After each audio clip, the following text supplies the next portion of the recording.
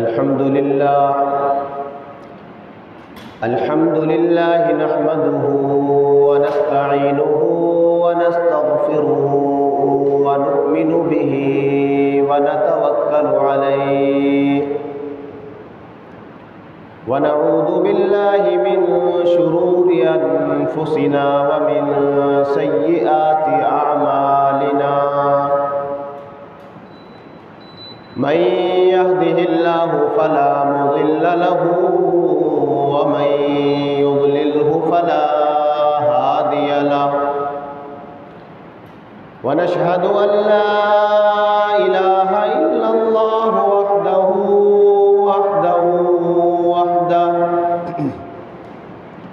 لا شريك له ولا نظير له ولا وزير له ولا معين له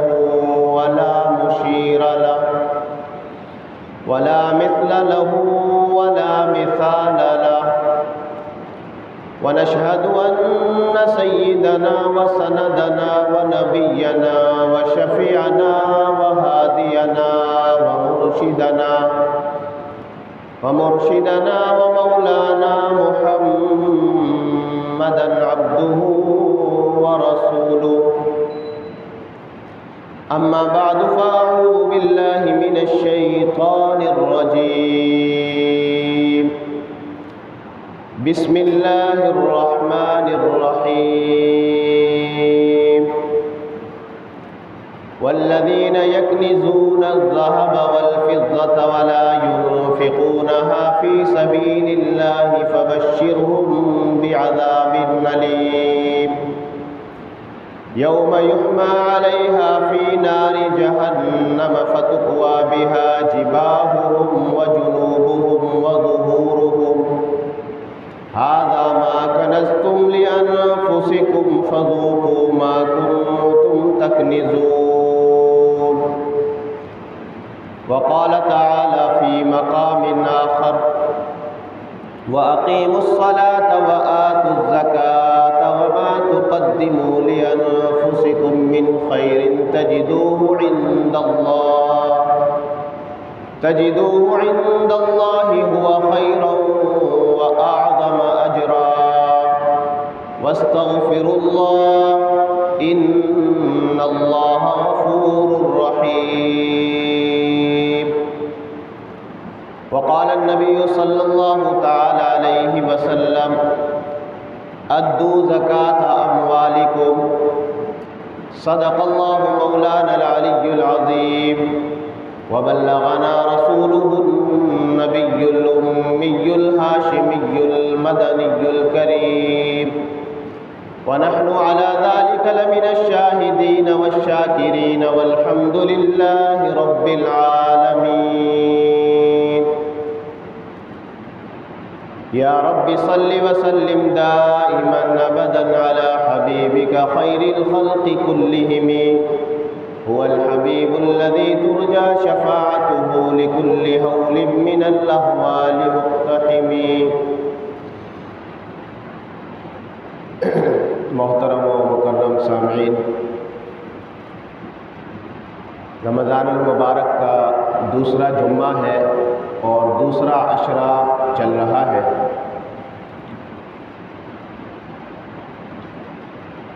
اور میں نے آپ حضرات کے سامنے قرآن مجید فرقان حمید کی جو آیات مبارکہ اور امام الانبیاء صلی اللہ علیہ وسلم کی جو احادیث مبارکہ تلاوت کی ہیں، ان میں زکوٰۃ کے فریضے اور زکوٰۃ کی اہمیت اور فضیلت کو بیان کیا گیا ہے۔ چونکہ رمضان المبارک میں بہت سارے لوگ زکوٰۃ ادا کیا کرتے ہیں، اگرچہ زکوٰۃ ادا کرنے کے لیے رمضان کا ہونا تو ضروری نہیں ہے، جب سال گزر جائے تو زکوٰۃ ادا کر دینی چاہیے، لیکن چونکہ رمضان میں ہر چیز کا ثواب بڑھ جاتا ہے اور ایک فرض کا ثواب 70 فرضوں کے برابر ملتا ہے،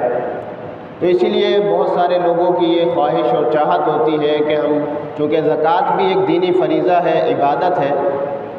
تو زکوٰۃ کو بھی رمضان المبارک میں ادا کریں تاکہ ہمیں اس کا بھی جو ہے اللہ رب العالمین 70 گنا جو ہے زیادہ ثواب عطا فرمائے۔ زکوٰۃ کی اہمیت قرآن مجید میں جہاں پر نماز کا ذکر کیا گیا ہے وہیں پر ساتھ ساتھ زکوٰۃ کا بھی ذکر ہے۔ 32 مقامات ایسے ہیں کہ جہاں پر اللہ رب العالمین نے نماز کے ساتھ زکوٰۃ کو بیان فرمایا ہے، وَأَقِیمُوا الصَّلَاةَ وَآتُوا الزَّکَاةَ۔ تو 32 مقامات تو وہ ہیں جہاں پر نماز کے ساتھ زکوٰۃ کا ذکر ہوا، اور اس کے علاوہ بے شمار ایسے مقامات ہیں جہاں پر زکوٰۃ کا ذکر ہے۔ کہیں اللہ رب العالمین نے مومنین کی نشانیاں بیان کرتے ہوئے فرمایا قد افلح المؤمنون، کہ کامیاب ہو گئے وہ مومن، نجات پا گئے وہ مومن، فلاح ہو گئے وہ مومن۔ کون سے؟ الذین هم فی صلاتهم خاشعون والذین هم عن اللغو معرضون والذین هم للزکاۃ فاعلون، کہ جو لوگ زکوٰۃ ادا کرنے والے ہیں۔ اور اسی طرح یہ زکوٰۃ صرف مسلمانوں پر فرض نہیں ہے، بلکہ گزشتہ مذاہب میں، گزشتہ قوموں پر بھی اللہ رب العالمین نے زکوٰۃ کو فرض کیا تھا۔ بنی اسرائیل کو اللہ نے وصیت کی تھی وَأَقِیمُوا الصَّلَاةَ وَآتُوا الزَّکَاةَ وَارْکَعُوا مَعَ الرَّاکِعِینَ، کہ تم نماز قائم کرو، زکوٰۃ ادا کرو اور رکوع کرنے والوں کے ساتھ رکوع کرو۔ اسی طرح حضرت یحییٰ علیہ السلام کا ذکر ہوا قرآن مجید میں، تو وہاں بھی زکوٰۃ کا لفظ آیا وَحَنَانًا مِن لَدُنَّا وَزَكَّىٰ وَكَانَ تَقِيًّا۔ حضرت عیسیٰ علیہ السلام کا ذکر آیا تو حضرت عیسیٰ علیہ السلام نے بھی فرمایا کہ وَجَعَلَنِي نَبِيًّا وَجَعَلَنِي مُبَارَكًا أَيْنَمَا كُنتُ وَأَوْصَانِي بِالصَّلَاةِ وَالزَّكَاةِ مَا دُمْتُ حَيًّا، کہ اللہ نے جو ہے مجھے یہ حکم دیا ہے کہ میں جہاں کہیں بھی رہوں نماز بھی قائم کروں اور زکوٰۃ بھی ادا کروں۔ تو زکوٰۃ اتنا انتہائی اہم فریضہ ہے، اور اسلام کے جو 5 بنیادی ارکان ہیں، امام الانبیاء صلی اللہ علیہ وسلم نے ارشاد فرمایا بنی الاسلام علی 5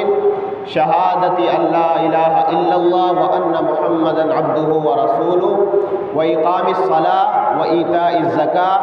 وصوم رمضان وحج البیت من استطاع الیہ سبیلا، کہ اسلام کی بنیاد 5 ارکان پر ہے۔ یعنی جس طرح ایک خیمہ ہوتا ہے، اور وہ خیمہ جو ہے 4 طرف تو اس کے کیلیں گڑی ہوئی ہوتی ہیں جس سے خیمے کو باندھا ہوا ہوتا ہے، اور ایک بیچ میں بانس ہوتا ہے جو خیمے کو بلند کر کے رکھتا ہے۔ تو ان میں سے اگر ایک کو بھی جو ہے ہٹا دیا جائے تو وہ خیمہ گر جائے گا، اور اس کے اندر جو ہے دھوپ، بارش، پانی یہ سب داخل ہو جائے گا، یعنی اس کی بنیاد جو ہے عمارت کی بنیاد گر جائے گی۔ تو اللہ کے نبی علیہ السلام نے فرمایا اسلام کی بنیاد بھی 5 ارکان پر ہے، جن میں سے ایک زکوٰۃ بھی ہے۔ تو زکوٰۃ انتہائی اہم فریضہ، اور اتنا اہم فریضہ کہ حضرت ابوبکر صدیق رضی اللہ تعالیٰ عنہ کا جب زمانہ خلافت آیا تو کچھ لوگوں نے، جہاں اور بہت سارے فتنے رونما ہوئے، کسی نے جو ہے نبوت کا انکار کر دیا، کسی نے جو ہے آپ صلی اللہ علیہ وسلم کے مقابلے میں جو ہے مسیلمہ کذاب لعین کو جو ہے نبی مان لیا، اور کوئی مرتد ہو گیا۔ وہیں پر کچھ لوگ ایسے بھی تھے کہ جنہوں نے زکوٰۃ دینے سے انکار کر دیا۔ تو حضرت ابوبکر صدیق رضی اللہ تعالیٰ عنہ نے صحابہ کو جمع کیا اور کہا کہ میں مانعین زکوٰۃ سے جہاد کروں گا۔ حضرت عمر رضی اللہ تعالیٰ عنہ نے عرض کیا کہ امیر المومنین، پہلے ہی بہت سارے فتنے ہیں، اور وہ لشکر ابھی تک روانہ نہیں ہوا کہ جس کو آپ صلی اللہ علیہ وسلم نے روانہ فرمایا تھا، حضرت اسامہ بن زید رضی اللہ تعالیٰ عنہ کا لشکر۔ تو ابھی جو ہے آپ ایسے لوگوں سے قتال کریں گے کہ جو اسلام کا نام لیتے ہیں، کلمہ پڑھتے ہیں۔ تو حضرت ابوبکر صدیق رضی اللہ تعالیٰ عنہ غصے میں آ گئے اور فرمانے لگے کہ یا عمر انت جبار فی الجاہلیہ وخوار فی الاسلام، اے عمر تجھے کیا ہو گیا؟ تو زمانہ جاہلیت میں تو بڑا بہادر بنتا تھا، اور اسلام لانے کے بعد تو کمزور ہو گیا، بزدل ہو گیا۔ تو حضرت عمر رضی اللہ تعالیٰ عنہ فرماتے ہیں کہ بس پھر میں سمجھ گیا کہ اللہ نے اس معاملے میں ابو بکر صدیق رضی اللہ تعالیٰ عنہ کو شرح صدر فرما دیا ہے، ابو بکر کے سینے کو جو ہے کھول دیا ہے، اور جو ابو بکر کہہ رہے ہیں وہی حق ہے۔ تو حضرت ابو بکر صدیق رضی اللہ تعالیٰ عنہ فرمایا لَأُقَاتِلَنَّ مَا فَرَّقَ بَيْنَ الصَّلَاةِ وَالزَّكَاةِ، کہ اللہ کی قسم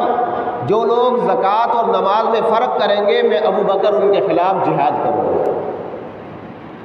جس طرح نماز انتہائی اہم فریضہ ہے، اسی طرح زکوٰۃ بھی انتہائی اہم فریضہ ہے۔ اور فرمایا کہ جو رسول اللہ صلی اللہ علیہ وسلم کے زمانے میں اونٹ کے ساتھ رسی بھی دیا کرتے تھے، اگر وہ ایک رسی بھی روکیں گے تو میں ابو بکر ان کے خلاف جہاد کروں گا۔ اور آپ صلی اللہ علیہ وسلم کو اللہ رب العالمین نے قرآن مجید میں حکم فرمایا سورہ توبہ میں، خذ من اموالہم صدقۃ تطہرہم وتزکیہم بہا وصلی علیہم ان صلاتک سکن لہم، کہ محبوب آپ ان کے مالوں میں سے زکوٰۃ لیجئے، صدقہ لیجئے جو تطہرہم ان کے مالوں کو بھی پاک کرے گا، ان کو بھی پاک کرے گا، وتزکیہم بہا اور ان کے مالوں کو بھی پاکی کا ذریعہ بنے گا، اور وصلی علیہم ان کے لیے دعا کیجئے، ان صلاتک سکن لہم، آپ کا ان کے لیے دعا کرنا جو ہے وہ ان کے لیے سکون کا باعث ہوگا۔ تو زکوٰۃ سے مال بڑھتا ہے، کم نہیں ہوتا۔ جس طرح انسان جب خون دیتا ہے تو خون دینے سے بظاہر تو لگتا ہے کہ جی ہمارے جسم سے خون نکلے گا، خون کم ہو جائے گا، لیکن ماہر کیا کہتے ہیں کہ خون دینے سے نیا خون بنتا ہے، اور خون جو ہے وہ جسم کی صحت کے لیے، تندرستی کے لیے نیا خون اچھا ہوتا ہے، تو اس لیے بھائی خون دینا اچھی چیز ہے، خون دینا چاہیے۔ تو اسی طرح زکوٰۃ دینے سے بھی مال کم نہیں ہوتا بلکہ مال بڑھتا ہے۔ اور اللہ رب العالمین فرماتے ہیں مثل الذین ينفقون اموالهم فی سبیل اللہ کمثل حبۃ انبتت سبع سنابل فی کل سنبلۃ مئۃ حبۃ، کہ اس کی مثال جو اللہ کے راستے میں خرچ کرتا ہے، اللہ کے راستے میں مال لگاتا ہے، ایسی ہے کہ جیسے زمین سے جو ہے وہ 7 بالیں نکلے اور ہر بال میں جو ہے وہ 100 جو ہے دانے ہو، حبہ 100 دانے ہو، 100 بالیاں ہو، یعنی 700 گنا اللہ رب العالمین اس کو ثواب عطا فرماتے ہیں۔ واللہ یضاعف لمن یشاء، اور اللہ جسے چاہے اس سے بھی بڑھ کر عطا فرماتے ہیں۔ آپ صلی اللہ علیہ وسلم نے ایک واقعہ بیان فرمایا، بخاری شریف کی روایت ہے کہ ایک شخص جا رہا تھا، وہ پتھریلی زمین سے اس کا گزر ہوا تو اتنے میں آسمان پر ایک ابر کا ٹکڑا آیا، بادل کا ٹکڑا آیا، تو اس میں سے آواز آئی اس کی حدیقت فلان، کہ بادل فلاں کے باغ کو جا کر سینچو، فلاں کے باغ میں جا کے برسو۔ یہ بادل چلنے لگا تو یہ شخص بھی اس بادل کے ساتھ ساتھ چلنے لگا، تو کیا دیکھتا ہے کہ یہ بادل ایک کالی پتھروں والی زمین پر پہنچا، اور وہاں پر جا کر اس نے برسنا شروع کیا۔ یہ پانی ایک نالے میں جمع ہوا، اور اس نالے سے جو ہے وہ نکل کر ایک تالاب میں گیا۔ جب یہ آگے چلا گیا تو دیکھا کہ ایک شخص اس تالاب میں سے جو ہے پانی اپنے باغ کو جو ہے لگا رہا ہے، باغ کو اس پانی سے سیراب کر رہا ہے۔ یہ شخص کے پاس پہنچا اور پوچھا کہ بھائی کیا بات ہے، تم ایسا کون سا عمل کرتے ہو؟ تو اس نے پہلے تو بتانے سے جو ہے گریز کیا کہ نہیں بتایا، لیکن جب اس کا اصرار بڑھا اور اس نے کہا کہ میں نے بادلوں سے یہ آواز سنی ہے کہ اس کی حدیقت فلانین، کے فلاں کے باغ کو سیراب کرو، فلاں کے باغ کو جو ہے پانی پہنچاؤ، اور میں وہ سن کر ساتھ ساتھ آیا تو دیکھا کہ یہ آپ کی زمین میں جو ہے برسا ہے پانی۔ تو اس نے کہا کہ ایسی بات ہے، جب تم نے بتا ہی دیا ہے۔ اس نے اس کا نام پوچھا تو اس نے نام وہی بتایا کہ جو آسمانوں سے اس نے نام سنا تھا۔ اس نے کہا کہ بات یہ ہے کہ میری جو فصل کی پیداوار ہوتی ہے میں اس کے 3 حصے کرتا ہوں۔ ایک حصہ میں اپنے اور اپنے گھر والوں کی ضرورت کے لیے رکھتا ہوں، دوسرا حصہ میں اسی باغ میں لگا دیتا ہوں، اور تیسرا حصہ میں اللہ کے راستے میں خرچ کرتا ہوں۔ تو اللہ کے راستے میں خرچ کرنے والا شخص جو تھا، اللہ نے اس کا نام آسمانوں پر لیا ہے کہ جاؤ فلاں کے باغ کو سیراب کرو۔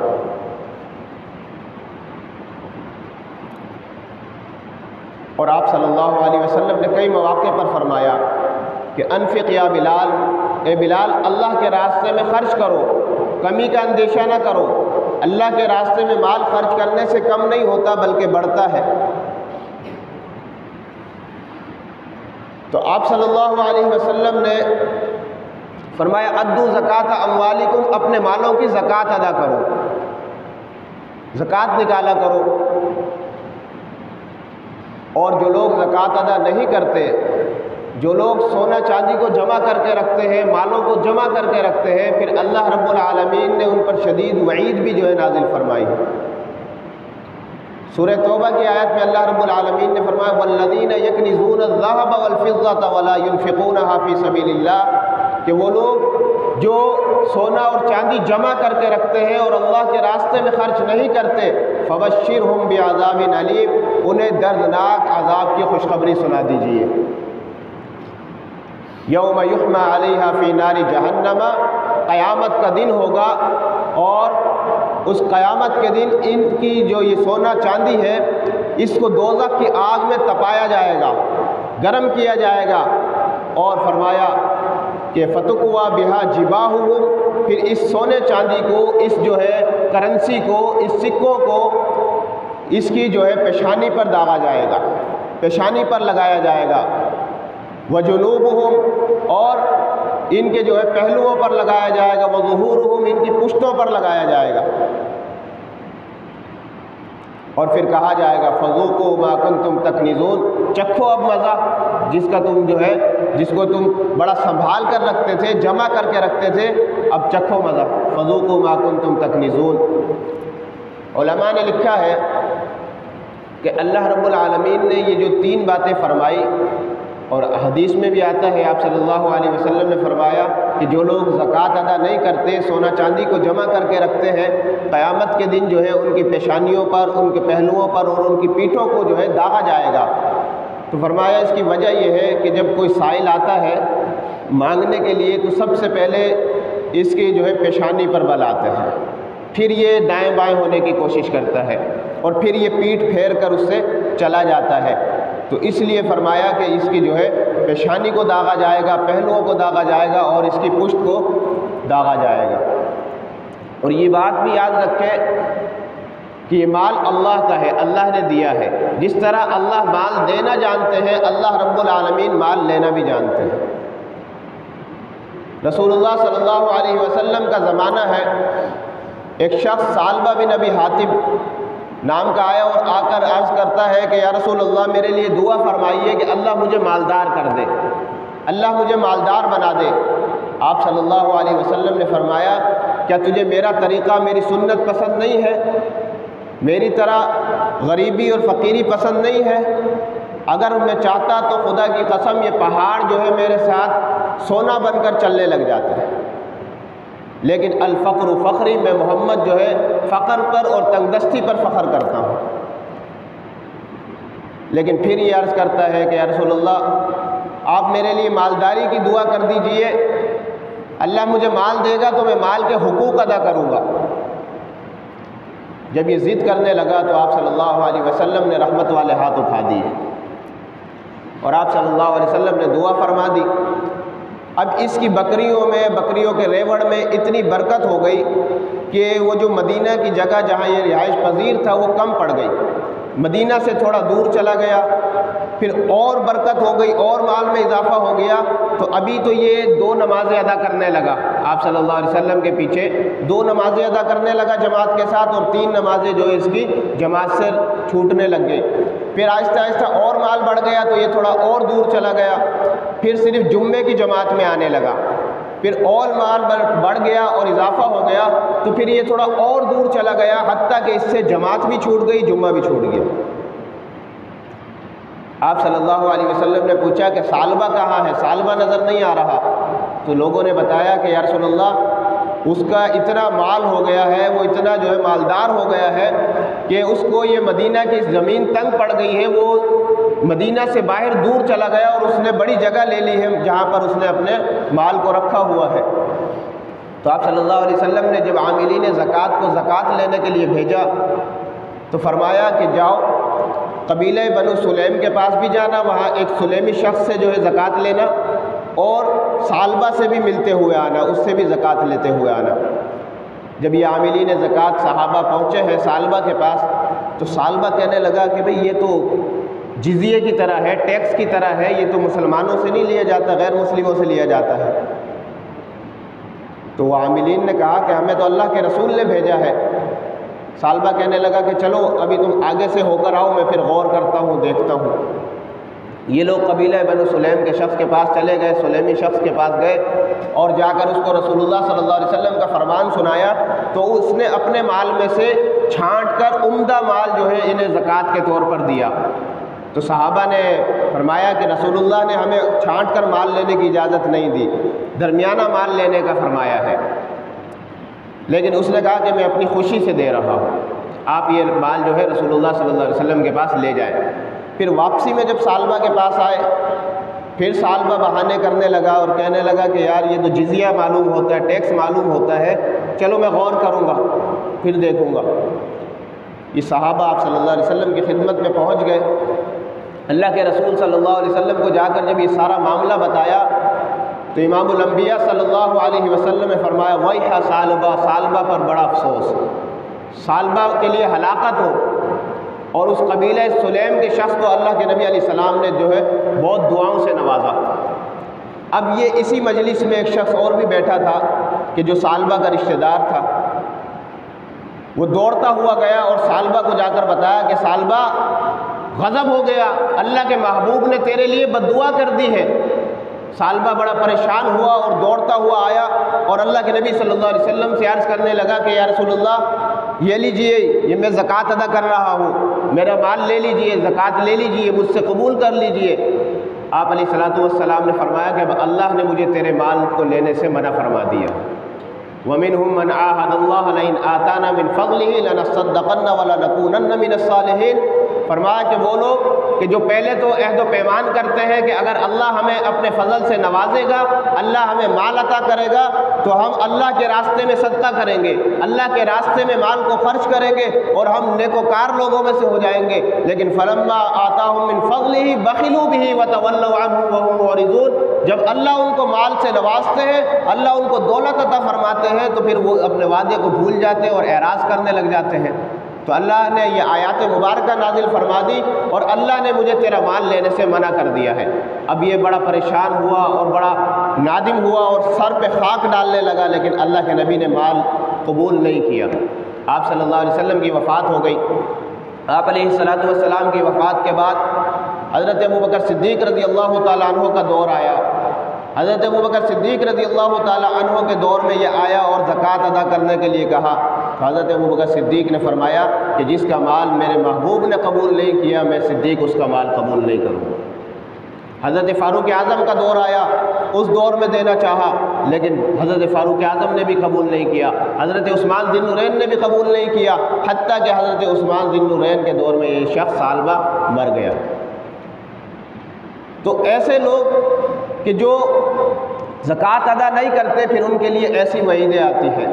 تو بہرحال زکوٰۃ ایک انتہائی اہم فریضہ ہے، اللہ نے مال دیا ہے، اللہ اس کے مالک ہے، یہ مال ہمارا اپنا ذاتی نہیں ہے۔ جیسے ایک بندہ اگر کمپنی میں کیشیئر ہے تو اب مالک اسے جتنا حکم دے گا وہ کیشیئر کو چاہیے کہ وہ مالک کے حکم کے مطابق مال جو ہے خرچ کرے، چیک کاٹے، اس لیے کہ مال اس کیشیئر کا نہیں ہے، مال تو جو ہے مالک کا ہے۔ تو اللہ رب العالمین کا یہ تو بڑا فضل ہے کہ اللہ نے ہمیں مال میں سے صرف جو ہے 2.5% جو ہے خرچ کرنے کا کہا ہے، 100 میں سے 2.5 روپے۔ تو فرمایا کہ یہ مال اللہ کا ہے، اللہ کا فضل ہے، اللہ نے تمہیں 2.5% جو ہے زکوٰۃ نکالنے کا حکم دیا ہے۔ اچھا جی، باقی اس پہ ارشادات تو آپ صلی اللہ علیہ وسلم کے اور بھی بہت ہیں، قرآن مجید کی بہت ساری آیات ہیں، واقعات بھی بہت ہیں، لیکن چونکہ وقت کم ہے، زکوٰۃ کا نصاب کیا ہے؟ زکوٰۃ کا نصاب 4 چیزیں ہیں۔ سونا وہ کسی بھی صورت میں ہو، زیورات کی صورت میں ہو، डलियों की सूरत में हो, किसी भी सूरत में हो, चांदी वो भी किसी भी सूरत में हो, माल तिजारत चाहे वो किसी भी सूरत में हो, दुकान में माल हो, वो जानवरों की सूरत में हो, वो प्लाट वगैरह, दुकानें वगैरह तिजारत की नीयत से ख़रीदी हुई हो, ऐसी सूरत में हो माल तिजारत। और नक़द रकम जो निसाब को पहुँच जाए, 7.5 तोला सोना और 52.5 तोला चांदी, ये निसाब है। अब किसी के पास इतना सोना नहीं है और दूसरा माल भी नहीं है तो उस पर ज़कात नहीं है। किसी के पास 52.5 तोला चांदी नहीं है, कुछ और भी नहीं है, उस पर भी ज़कात नहीं है। लेकिन किसी के पास कुछ सोना है, कुछ चांदी है, या कुछ जो है नक़द रकम है, तो उसके पर जो अब वो हिसाब लगाए देखे, अगर 52.5 तोला चांदी के जो है बक़दर उसकी रकम बनती है तो फिर उस पर ज़कात है, 52.5 तोला चांदी। तो ये तो है ज़कात का निसाब। और ज़कात पर साल गुज़रना ज़रूरी है। बाकी सदक़तुल फ़ितर पर साल गुज़रना ज़रूरी नहीं होता, क़ुरबानी पर साल गुज़रना ज़रूरी नहीं होता। साल के जो दरमियान में कमी बेशी होगी उसका एतबार नहीं होगा। मसलन हम साहिब निसाब हुए यकम रमज़ानुल मुबारक को, अब आइंदा यकम रमज़ानुल मुबारक को हम ज़कात अदा करने के अहल होंगे अगर हमारे पास रकम मौजूद हुई। अगर उससे पहले पूरी ही रकम ख़त्म हो गई तो फिर जो है ज़कात फ़र्ज़ नहीं होगी। और इसके मसारिफ़ क्या है, इसमें भी हमसे बड़ी कमी कोताहियाँ होती हैं। हमें मसला मालूम नहीं होता कि ज़कात कहाँ पर देनी चाहिए, कहाँ पर नहीं देनी चाहिए, कहाँ लगती है, कहाँ नहीं लगती है। अल्लाह ने कुरान मजीद में 8 मसारिफ़ बयान फरमाए। इन्नमस्सदक़ातु लिलफ़ुक़रा, कि तुम्हारे ज़कात और सदक़ात का जो सबसे पहला मसरफ़ है वो फ़कीर है। फ़ुक़रा, फ़कीर उसे कहते हैं जिसके पास कुछ भी ना हो। वल मसाकीन, और मिस्कीन उसे कहते हैं कि जिसके पास माल तो हो लेकिन उससे उसकी ज़रूरत पूरी ना होती हो।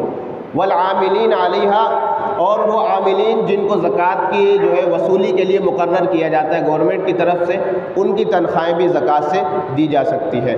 वल मुअल्लफ़ति क़ुलूब, और मुअल्लफ़ति क़ुलूब वो लोग हैं कि जो नो मुस्लिम लोग हैं, इस्लाम कबूल किया तो अब उनकी दिलजोई के लिए उन पर माल खर्च करना, उनको ज़कात देना, ताकि वो जो इस्लाम पर साबित कदम रहें, जमे रहें। इसी तरह जो लोग मक़रूज़ हैं बेचारे, उनका कर्ज़ा उतारने के लिए, उनसे बोझ हल्का करने के लिए उनको ज़कात देना भी, ये भी जायज़ है। अच्छा, इसी तरह वफ़ी सबीलिल्लाह, जो अल्लाह के रास्ते में, वल-गारिमीन, वफ़ी सबीलिल्लाह, जो अल्लाह के रास्ते में हो, वो मुजाहिद फ़ी सबीलिल्लाह भी है और वो मदरसे के तलबा भी हैं, तालिब इल्म भी है, जो अल्लाह का दीन पढ़ रहे हैं। कुरान कहता है कि ऐसे लोग ला यस्ततीऊन ज़रबन फ़िल अर्ज़, के जो ज़मीन में चलने फिरने के काबिल नहीं हैं, यानी उनको दीन ने इतना मसरूफ़ कर दिया है कि वो बेचारे अब मईशत में नहीं लग सकते, कारोबार में नहीं लग सकते, तो फरमाया उन पर ख़र्च करो। अब्दुल्लाह इब्न मुबारक रहमतुल्लाह अलैह फरमाते हैं कि मैं अम्बिया के बाद सबसे अफजल तबका जिसको समझता हूँ वो उलमा का तबका है। इसीलिए अब्दुल्लाह इब्न मुबारक अपनी ज़कात मुअल्लिमीन पर और मुतअल्लिमीन पर, यानी उलमा पर और तलबा पर ख़र्च किया करते थे। तो वफ़ी सबीलिल्लाह वब्नि सबील, और वब्नि सबील मुसाफिर ऐसा है कि रास्ते में है, सफ़र में है, लेकिन घर में बेशक उसके पास पैसा है, सफ़र में ख़त्म हो गया तो उसको भी ज़कात दी जा सकती है। और ज़कात किसको नहीं दी जा सकती? ज़कात की रकम काफिर को नहीं दी जा सकती। गैर मुस्लिम को ज़कात की रकम देना जायज़ नहीं है। वैसे उसकी मदद करना जायज़ है, लेकिन ज़कात की रकम जो है गैर मुस्लिम को नहीं दी जा सकती। इसी तरह ज़कात की रकम जो है